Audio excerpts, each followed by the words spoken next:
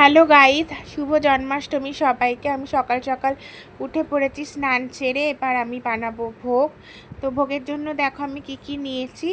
আমি এটা first time মালপোয়া বানাবো, তার জন্য নিয়ে নিয়েছি ময়দা, সুজি, আমুল দুধ আর মিষ্টির জন্য বাতাসা, আর সিমুইয়ের পায়েস বানাবো সিমুই, কাজু কিশমিশ, আর তার সাথে নিয়ে নিয়েছি তেজপাতা, এলাচ, আর তারপরে নিয়েছি দুধ।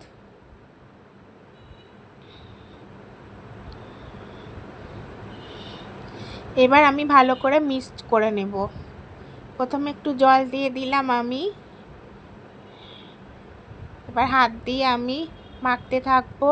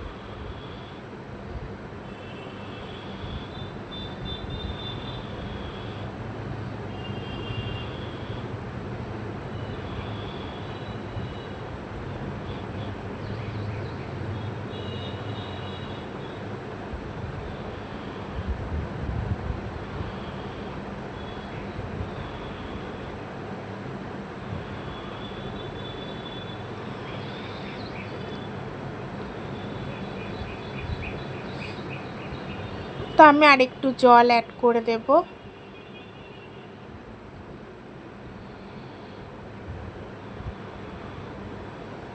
জল অ্যাড করে আমি এই ব্যাটারটা বানিয়ে রাখবো মালপোয়ার জন্য।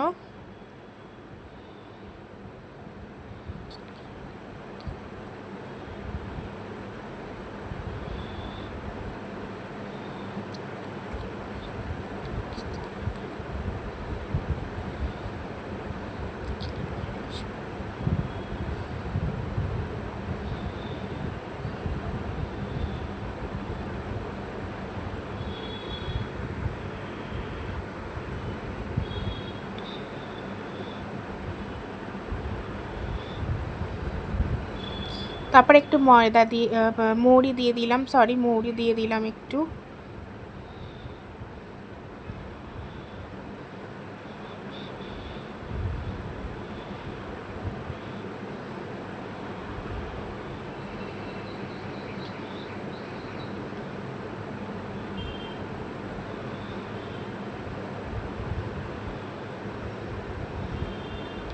একটু নুন দিয়ে দেব লাস্টে।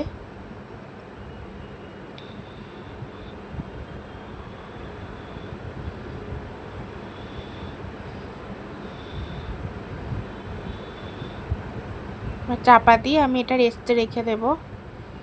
এবার আমি গ্যাস অন করে নিয়েছি।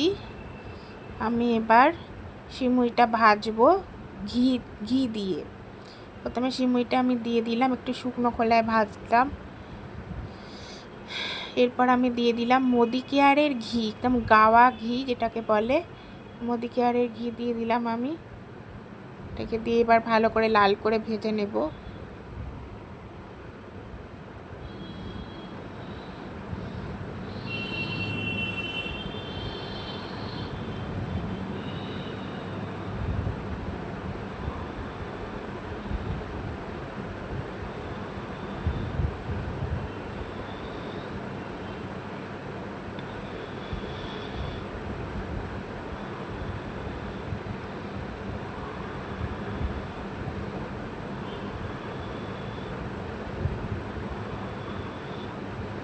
এবার আমি এদিকে দুধটা জাল দিতে বসিয়ে দিলাম।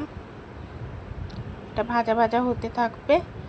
ততক্ষণে দুধটা জাল হয়ে গেলে আমি পায়েসটা করে নেব।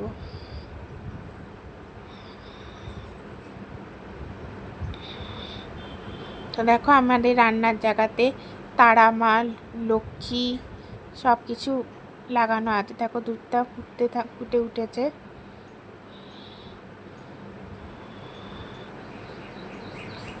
আমি এবার সিমুইটা দিয়ে দিয়েছি, দিয়ে এবার নাড়তে থাকবো।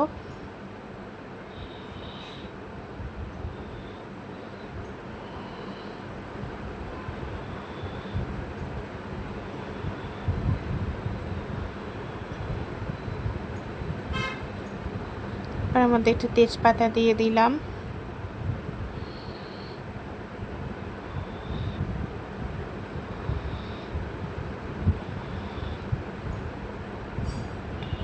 দিয়ে একটুখানি ফুটতে দিলাম। এবার আমি এলাচ দেব। এবার এলাচকে মানে খোসা ছাড়ানোর আমি একটা টেকনিক নিজের আবিষ্কার করেছি, সেটা হচ্ছে তোমরা দেখতে থাকো বুঝতে পারবে। এলাচের মাথাটাকে কেটে আর মাঝখান দিয়ে ফালা করলে কিন্তু এলাচ বেরিয়ে আসে। দেখো এরকম একটা এলাচ নিয়ে এলাচের মাথাটাকে কাটবে, কেটে কেটে এবার মাঝখানটাকে ফালা করবে। হ্যাঁ, এবার মাঝখানটাকে ফালা করে বের করে নেবে এলাচের টুকরোগুলো, তাতে খোসাটা দেওয়ার কোনো দরকার লাগবে না। আমি হাতে নিয়ে তোমাদেরকে পুরোটা দেখিয়ে দেব। তোমরাও এইভাবে এলাচ বের করে যে কোনো রান্নাতে দিতে পারবে। ভালোভাবে দেখিয়ে দিচ্ছি।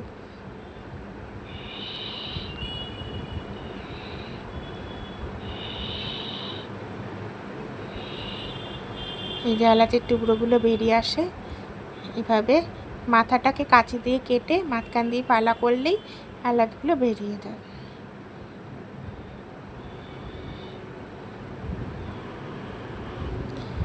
এবার আমি দিয়ে দিলাম বাতাসা মিষ্টির জন্য।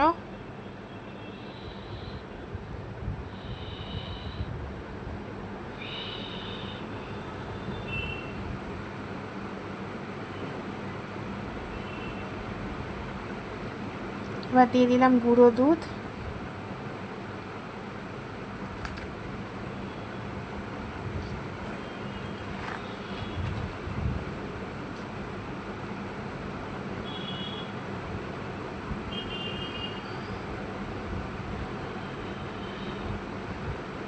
এবার দিয়ে দিলাম কাজু কিশমিশ।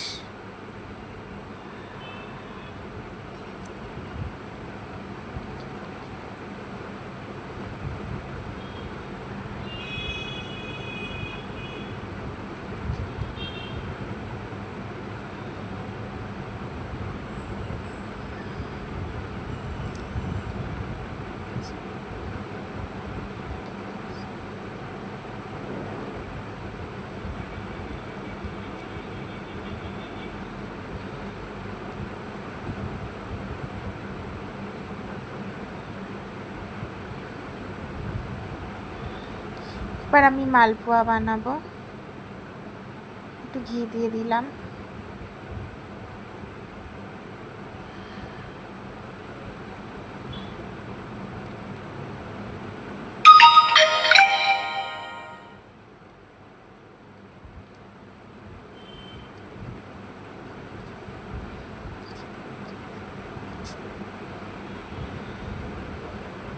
তো আমি দিয়ে দিলাম তেলের মধ্যে। দেখো ভাজা হচ্ছে, ফার্স্ট টাইম আমি বানাচ্ছি মালপোয়া। দেখো লাল লাল হয়ে গেছে, হয়েও গেল একটা।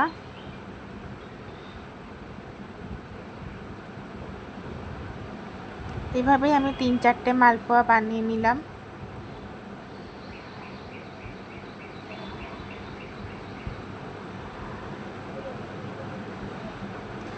এইবার দেখো আমি সাজিয়ে নিয়েছি প্লেটে সিমের পায়েস আর মালপোয়া, লাড্ডুটা দোকান থেকে কিনেছি আর 2টো বিস্কিট।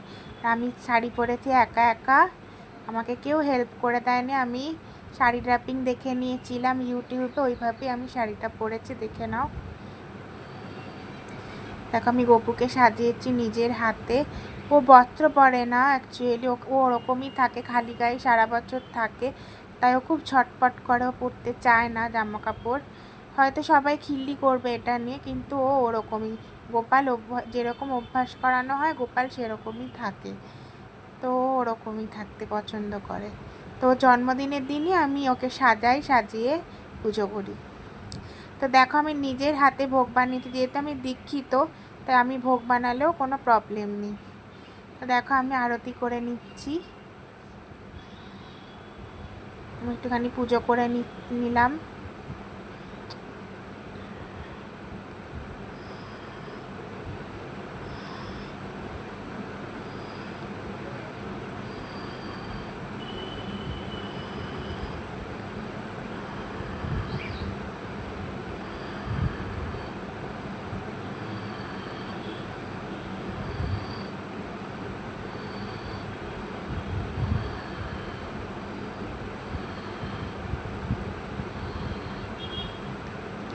আমি আগে একটুখানি মোমবাতি দেখিয়ে নিলাম, এবার আমি দেখাবো ধূপকাঠি দেখিয়ে নিলাম।